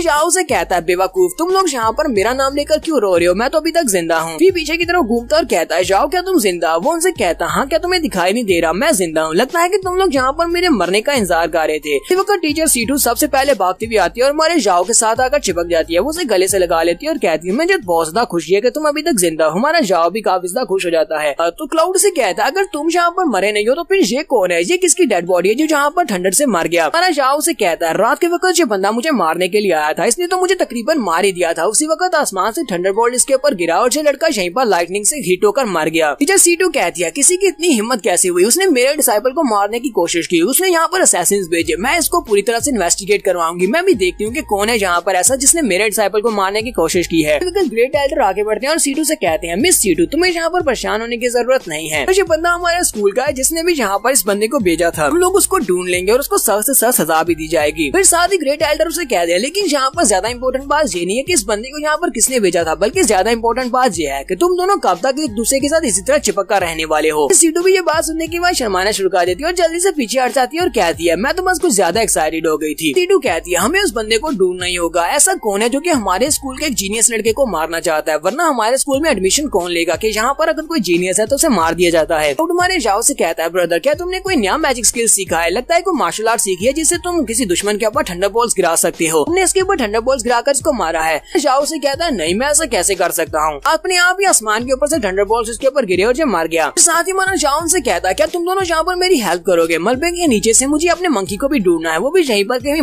मलबे के नीचे ही होगा, चलो जल्दी करो और उसे ढूंढो। उसी वक्त व्यू से कहता है ब्रदर यहाँ पर आओ, तुम्हारा मंकी यहाँ पर है। जाओ जब उसे वहाँ पर जाकर देखता है तो मंकी वहाँ पर बड़े आराम से सो रहा होता है। हमारा जाओ कहता है चलो शुक्र है कि ये बिल्कुल ठीक है। तो इन दोनों को यहाँ से बचा लेने के बाद और उस बंदे की डेड बॉडी उठाने के बाद वो सभी एल्डर्स वहाँ से चले जाते हैं और ये तीनों यहाँ पर अकेले रह जाते हैं। उसके बाद हमारा जाओ अपनी जेब में हाथ डालता है और स्पिरिट स्टोन को निकालता और कहता हाँ मैं ये तो बात भूल ही गया था, ये वो स्पिरिट स्टोन है जब मैंने 5000 में खरीदा था, उस बड़े से पत्थर के अंदर से ये स्पिरिट स्टोन निकला है। बड़े आदमी ने बिल्कुल सच कहा था, उसके पत्थर के अंदर ये स्पिरिट स्टोन था। जाओ उन दोनों से कहता है तुझे वाकई में काफी बड़ा स्पिरिट स्टोन है, एक बार मैं इसके टुकड़े काट लूं उसके बाद हम तीनों इसे आपस में बांटेंगे। ऐसे वो स्पिरिट स्टोन को निकालता है। मंकी जो कि वहाँ पर बड़े ही आराम से सो रहा होता है वो जल्दी से उठ जाता है और बड़ी स्पीड से जंप करता हुआ हमारे जाओ के हाथ से उसका पत्थर छीन लेता है और उस पत्थर को छीन कर साइड के ऊपर बैठ जाता है और पत्थर को लेकर वहाँ पर उसके साथ लाड करना शुरू कर देता है, जैसे कि उसे पत्थर बहुत ज्यादा पसंद है। तो क्लाउड और जाओ इसे देखने के बाद बहुत ज्यादा हैरान होते हैं और कहते हैं लगता है कि इस मंकी को ये पत्थर कुछ ज्यादा ही प्यारा है, अच्छा ठीक है इसे इसके पास ही रहने दो। क्लाउड से कहता है मुझे लगता है कि तुम्हारा मंकी इस पत्थर को हमारे साथ शेयर नहीं करना चाहता, ये वाला स्पिरिट स्टोन उसके लिए तुमने खरीदा था, ये हमारे लिए बहुत ज्यादा महंगा है, इसको उसके लिए रहने दो। भी उसे कहता है हाँ ये जान स्टोन बहुत ज्यादा कीमती है और जान स्टोन तुम्हें पता है ना कितने ज्यादा महंगे होते हैं, ये इतनी आसानी से मिलते भी नहीं है, यहाँ तक कि जान किंग भी किसी के साथ इसको शेयर नहीं करेगा, तुम इसको हमारे साथ शेयर मत करो। हमारा जान उनसे कहता कहता है मुझे पता है कि स्पिरिट स्टोन बहुत ज्यादा रेयर है, इसी वजह से तो मैं तुम्हारे साथ इसको शेयर करना चाहता हूँ, क्योंकि तुम लोग भी मेरे दोस्त हो और मेरे दोस्तों के पास वही चीज होगी जो मेरे पास होगी। हम लोगों ने एक कसम खाई थी कि हम तीनों एक दूसरे के भाई हैं और जो एक भाई के पास हो वो दूसरे के पास भी होना चाहिए। वो दोनों इसकी बात सुनने के बाद रोना शुरू कर देते हैं और कहते हैं तुम तो वाकई में हमारे भाई हो। लेकिन मंकी इनको इतनी आसानी के साथ ये वाला स्टोन तो नहीं देने वाला। तो नेक्स्ट सीन यंग मास्टर ची का दिखाया जाता है। यंग मास्टर ची अपनी नौकरानी से कहता है मुझे ये बताओ वो बंदा जिसको हमने भेजा था कहीं उसको पकड़ा तो नहीं जा सकता। लड़की उनसे कहती है नहीं मास्टर, उसके बारे में कुछ भी पता नहीं लगाया जा सकता, क्योंकि वो एक बहुत ही छोटे से गाँव से यहाँ पर आया और हमेशा अकेला रहता था, उसके दोस्त भी नहीं थे। मैंने इसीलिए उसको चूज किया था, उसे पैसों की जरूरत थी, इसी वजह से वो उसे मारने के लिए वहाँ पर चला गया और हमारे लिए ये काम किया उसने। लेकिन अब जबकि वो मर गया है कोई भी उसके बारे में सुराग नहीं लगा पाएगा। तो यंग मास्टर ची कहता है अच्छा ठीक है, फिर इस मसले को यहीं पर खत्म करते हैं। इस दिन के बाद जाओ जुई नो डीमन अबिस में जाने वाला है। होपलेस डीमन अबिस में जाने के बाद हम लोग इसे वहीं पर मारेंगे। आपके लिए फिलहाल के लिए तुम यहाँ से जा सकती है। वो कहती है ठीक है मास्टर, मैं यहाँ से जा रही हूँ। हमें लॉन्ग फैमिली का सीन दिखाया जाता है। हमारा जाओ जुई अपनी लॉन्ग फैमिली में वापस आता है अपनी फैमिली मेंबर से मिलने के लिए। वापस आता है तो दरवाजे के ऊपर जो गार्ड्स खड़े होते हैं वो उसे देखकर बहुत ज्यादा खुश होती है और कहते हैं यंग मास्टर आपका बहुत बहुत वेलकम, आप वापस आ गए। हमारा जाओ उन सभी को देखकर हेलो बोलता है, फिर अंदर आ जाता है। जैसे ही वो अंदर आता है तो उसकी मॉम भी उसे देखकर बहुत ज्यादा खुश होती है। उसकी वाइफ मून सामने खड़ी होती है और उसके अंकल भी व्हील चेयर के ऊपर बैठे होते हैं। हमारा जाओ उन सभी को वहाँ पर आकर ग्रीट करता है। अंकल उसे कहते हैं तो रॉयल स्कूल में गए थे, रॉयल स्कूल से तो बाहर नहीं आने देते, फिर तुम यहाँ पर क्या करने के लिए आए हो, तुम वापस क्यों आए हो। जाओ कहता है मैं तो यहाँ पर अपनी वाइफ को देखने के लिए आया हूँ, मैं मून को विजिट करने के लिए आया हूँ। तो मून वहाँ पर मुंह बनाते हुए कहती है तो ऐसा बिल्कुल भी नहीं लगता कि तुम यहाँ पर मेरे लिए आए हो, मुझे तो लगता है कि तुम मुझे बिल्कुल भूल चुके हो। जाओ जल्दी से उसके पास जाता है और कहता है नहीं मैं तुम्हारे बारे में बिल्कुल भी नहीं भूला, जरा देखो तो सही, तुम तो पहले से भी ज्यादा खूबसूरत हो गई, तुम बहुत ज्यादा प्यारी लग रही हो। इसी के साथ ही मून वहाँ पर अपना गुस्सा छोड़ देती है और उसके साथ बातें करना स्टार्ट कर देती है। वो उसे कहती है तुम इतने दिनों से कहाँ पर थे, तुम वापस क्यों नहीं आए, तुम क्या स्कूल में कैसा खा रहे हो, तुम क्या अच्छे खा रहे हो, क्या तुम खाना खा रहे हो, मुझे ये बताओ कि क्या स्कूल बहुत ज्यादा इंटरेस्टिंग है, क्या वहाँ पर तुम्हारे कोई नए दोस्त बने। वो इस तरह के बहुत सारे ऐसे सवाल पूछती है। मून और अपनी मदर के साथ ढेर सारी बातें करने के बाद उन दोनों को वहाँ से भेज देता है। फिर साथ ही वो अंकल के साथ बात करता है। अंकल उसे कहते हैं चलो अब मुझे जल्दी से बताओ कि तुम यहाँ पर वापस क्या करने के लिए आए हो, किसी खास वजह से यहाँ पर आए होगे। शाह उनसे कहता है हाँ मैं यहाँ पर कुछ स्पेशल किस्म की जड़ी बूटियाँ ढूंढने के लिए आया हूँ, मैं अपने मंकी के लिए वो जड़ी बूटियाँ लाया हूँ। मंकी भी उसके पेट के पीछे से बाहर निकलता है। अंकल ये बात सुनते ही बहुत ज्यादा गुस्सा हो जाती है और कहते हैं ये क्या बकवास है, तुम सिर्फ और सिर्फ एक बंदर के लिए अकेडमी को छोड़कर घर वापस आ गए जड़ी बूटियाँ ढूंढने के लिए, क्या तुम्हें लगता है कि इस बंदर के लिए जड़ी बूटियाँ ढूंढना ये बहुत ही जरूरी काम है, चलो जल्दी से अपनी रॉयल अकेडमी में वापस चले जाओ, इसके लिए अपना टाइम वेस्ट मत करो, क्योंकि हम लोग चाहते हैं कि तुम जल्दी से जल्दी कि यान किंग लेवल तक पहुंच जाओ। एक किंग बनने के बाद तुम हमारी लॉन्ग फैमिली का नाम रोशन करोगे, इसी वजह से बंदर का पीछा छोड़ दो। जाओ उनसे कहता अंकल आप मेरी बात को गलत समझ रहे हैं, आप कुछ ज्यादा गुस्सा हो रहे हैं, जरा शांत हो जाए, मेरी बात सुने। ये बंदर बहुत सा स्पेशल बंदर है, इसके पास जो ब्लड लाइन है वो डीमन एम्परर की ब्लड लाइन है। मुझे लगता है कि ये बहुत ही जल्दी एक डीमन एम्परर बनने वाला है। वो भी ये बात सुनने के बाद बहुत सा हैरान होते हैं और कहते हैं क्या तुम वाकई में सच कह रहे हो कि ये बंदर डीमन एम्परर की ब्लड लाइन से है। जाओ उनसे कहता है हाँ मैं वाकई में सच कह रहा हूँ। लास्ट नाइट वो आपको पता नहीं होगा क्या हुआ था। इस नाइट इसने एक स्पिरिट स्टोन को खा लिया था, उसको खाने के बाद इसके डीमन कोर वहाँ पर फॉर्म ले रही थी। इसने फोर्सफुली अपने आप को डीमन एम्परर में ट्रांसफॉर्म करने की कोशिश की थी, जिसकी वजह से आसमान के ऊपर से इसके ऊपर बिजली गिरी थी। इसके ऊपर पूरे 6 थंडरबोल्ट्स गिरे थे, जिसकी वजह से इसको सजा मिली थी। तो अंकल उसकी बात सुनने के बाद से कहते हैं ये तो बहुत ज्यादा इंटरेस्टिंग बात है, जाओ जाकर अपने ग्रैंडपा को इस बारे में बताओ, मुझे लगता है कि तुम्हारे ग्रैंडपा इस बारे में काफी कुछ कर सकते हैं, वो इस मंकी के बारे में कुछ करेंगे। फिर साथ ही वो कहते हैं नहीं मंकी नहीं बल्कि ये मंकी किंग की ब्लड लाइन से है, तो इसी वजह से हम इसे मंकी किंग ही कहेंगे। जबकि वो मंकी भी वहाँ पर उसके कंधे के ऊपर बैठा अपनी नाक में उंगली दे रहा होता है। इसी वक्त ग्रैंडपा भी वहाँ पर आ जाते हैं। ग्रैंडपा उसे कहते हैं जाओ तुम वहाँ पर वापस क्यों आए हो, तुम्हारा जाओ उनको सारी बात बताता है। तो उसके ग्रैंडपा उसकी बात सुनने के बाद कहते हैं मैंने पहली बार तुम्हारे इस बंदर को देखा था तब मुझे भी ये काफी ज्यादा अजीब लगा था, मुझे लगा कि सिर्फ और सिर्फ ये 6 कान वाला एक मकाओ है, लेकिन मुझे थोड़ा बहुत शक तो था कि इसकी ब्लड लाइन काफी ज्यादा स्पेशल है, लेकिन मुझे नहीं लगा था कि इतनी जल्दी से अपनी ब्लड लाइन को एक्टिवेट कर लेगा। तुम वाकई में बहुत ज्यादा लकी हो कि तुम्हें ये बंदर मिल गया, ये बंदर बहुत ज्यादा स्पेशल है और फ्यूचर में ये एक डीमन एम्परर बन सकता है। साथ ही ग्रैंडपा उसे कहते हैं मैं तुम्हें एक और बात बता दूं, अगर तुम्हारी रॉयल अकेडमी में वहाँ के एल्डर्स को इस बारे में पता चल गया कि ये एक डीमन एम्परर बन सकता है तो वो लोग तुमसे तुम्हारे बंदर को छीन लेंगे। शाओ ये बात सुनने के बाद कहता है नहीं मैं अपना बंदर किसी को भी नहीं दूंगा। वो उसे कहते हैं तुम्हें ज्यादा परेशान होने की जरूरत नहीं है, कुछ भी यहाँ पर इम्पॉसिबल नहीं है। तुम्हारी डायनेस्टी के एम्परर को भी इस बारे में पता चल जाए कि तुम्हारे पास एक बंदर है जो कि डीमन एम्परर बन सकता है तो वो तुमसे इसको छीन लेंगे, क्योंकि एक डीमन एम्परर पूरे डायनेस्टी की रक्षा कर सकता है। इसी वजह से कोई भी एक डीमन एम्परर को अपना पालतू पेट बनाना चाहेगा। कि तुम्हें परेशान होने की जरूरत नहीं है, मिस अकेडमी में बहुत सारे ऐसे लोग हैं जो मेरे जानने वाले हैं, वो तुम्हारी मदद करेंगे। उनसे कहता है ग्रैंडपा आपका बहुत बहुत शुक्रिया, अब मैं अंकल को उनके रूम में वापस छोड़ आता हूँ। अपने अंकल को लेकर उनके रूम में वापस आता है। फिर साथ ही उनसे कहता है अंकल बहुत ही जल्दी मैं 9 डीमन अबिस में जाने वाला हूँ, मैं होपलेस डीमन अबिस में जाने के बाद कुछ स्पेशल जड़ी बूटियाँ ढूंढूंगा। आपके इलाज के लिए मुझे जिन जड़ी बूटियों की जरूरत है वो सारी की सारी जड़ी बूटियाँ मुझे होपलेस डीमन अबिस में मिल जाएंगी। बार मुझे मिल जाए उसके बाद मैं वापस आऊंगा और आप फिर से अपने पाँव पर खड़े हो सकेंगे। अंकल उसके सर पे हाथ रखते हैं और कहते हैं तुम्हारा बहुत बहुत शुक्रिया मेरे बारे में इतना सब कुछ सोचने के लिए, लेकिन मुझे लगता है कि फिलहाल के लिए तुम्हें अपने बारे में सोचना चाहिए कि तुम अपनी कल्टीवेशन को कैसे आगे बढ़ाओगे। मैं नहीं चाहता कि फादर और तुम सभी लोग मेरे बारे में ज्यादा परेशान हो। तुम जाओ जाकर अपने मंकी किंग का ध्यान रखो, उसको अच्छे से कल्टीवेट करो, फिर से हमारी फैमिली राइज करेगी। टाउन से कहता है ठीक है अंकल आप यहाँ पर अपना ध्यान रखो, मैं अपना ध्यान रखूंगा। उसके बाद हमारा जाओ फिर से अपने ग्रैंडपा के रूम में जाता है और अपने ग्रैंडपा से कहता है ग्रैंडपा मैं यहाँ पर, जैसे ही यहाँ पर इतनी बात करता है ग्रैंडपा उसे कहते हैं मुझे पता है तुम क्या कहना चाहते हो, तुम यहाँ पर मुझसे ये रिक्वेस्ट करने के लिए आए हो कि तुम यहाँ पर मिलिट्री की बॉक्सिंग टेक्निक को सीखना चाहते हो। तुमने उसके पहले 4 मूव्स को मास्टर किया हुआ है, मुझे पता है कि कमांडर ने तुम्हें उन 4 मूव्स को सिखा दिया था। तुम चाहते हो कि मैं तुम्हें बाकी के सारे मूव्स भी सिखा दूं, यानी मैं तुम्हें इसका पूरा सेट दे दूं। ग्रैंडपा वहीं पर अपनी पावर्स को रिलीज करते हैं और कहते हैं लेकिन पहले मुझे चेक करना होगा कि तुम इसके लिए क्वालिफाइड हो या नहीं। तो हमारा जाउन से कहता है लेकिन ग्रैंडपा आप मेरे साथ फाइट कैसे कर सकते हैं। ग्रैंडपा उसे कहते हैं तुम्हारा ओपोनेंट तुम्हें बताकर तुमसे फाइट करेगा, क्या वो पहले तुमसे ये पूछेगा कि तुम्हारी कल्टीवेशन क्या है। तुम्हें मुझसे ही फाइट करके इस बात को साबित करना होगा कि तुम इस लायक हो कि तुम इस बॉक्सिंग टेक्निक को सीख सकते हो। और वैसे भी अगर तुम्हें ये लगता है कि तुम अपनी करंट स्ट्रेंथ के साथ मुझे नुकसान पहुंचा सकते हो तो ये बहुत बड़ी भूल है। तुम यहाँ पर मेरा बाल भी का नहीं कर सकते, चलो जल्दी से आ जाओ। जाउन से कहता है ठीक है ग्रैंडपा, और वो अपने पंच में पावर रिलीज करते हुए ग्रैंडपा को एक जबरदस्त पंच मारता है, जबकि ग्रैंडपा वहीं पर बैठे बैठे अपनी पावर्स को रिलीज करते हैं और उनके इर्द गिर्द एक बैरियर बन जाता है। हमारे जाओ का पंच तो उनके करीब भी नहीं पहुंच पाता। फिर साथ ही हमारा जाओ वहाँ पर जबरदस्त पंचेस मारना स्टार्ट करता है। तो ग्रैंडपा के बैरियर के ऊपर बहुत सारे पंचेस मारा होता है लेकिन कुछ भी नहीं होता। ग्रैंडपा वहीं पर सिर्फ एक चीख मारते हैं और उनका बैरियर फटता है, जिससे हमारा जाओ पीछे जाकर गिरता है और दीवार के साथ जाकर पटकता है। तो जाओ ग्रैंडपा से कहता है ग्रैंडपा आप तो वाकई में बहुत ज्यादा अमेजिंग है।